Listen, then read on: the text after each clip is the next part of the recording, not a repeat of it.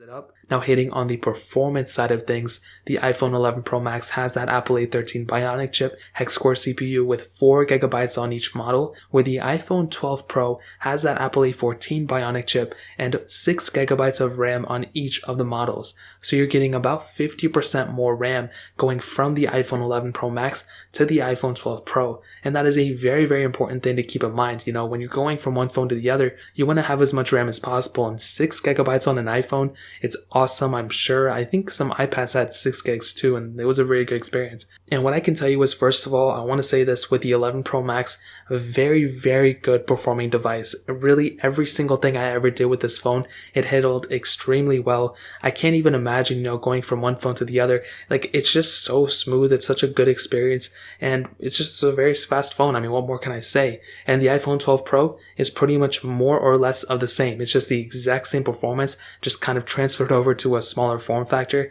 with additional RAM. Now, here's the funny thing, and one thing that I just don't really understand.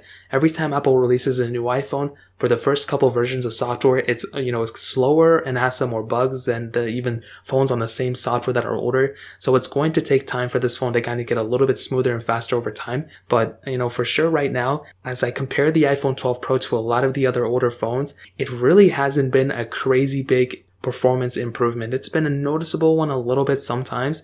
Even comparing my 12 Pro to the 11 Pro, it's been a minor difference, but it hasn't been something crazy like, wow, I'm going to go and upgrade because of the performance. It's just been like, okay, I'm going to get this phone because of other things, but the performance may be a little bit better too. So that's kind of like an add-on. But with all the other phones in the market, you look at OnePlus, Samsung, so many other devices, the improvements are usually, first of all, with the displays and things like that, but also sometimes it's because of the performance factor. And in this case, it's a very, very minor improvement in terms of performance. It's not as much as Apple was saying before. Like, do they hype these things up like crazy? It really isn't that big of a deal in my opinion.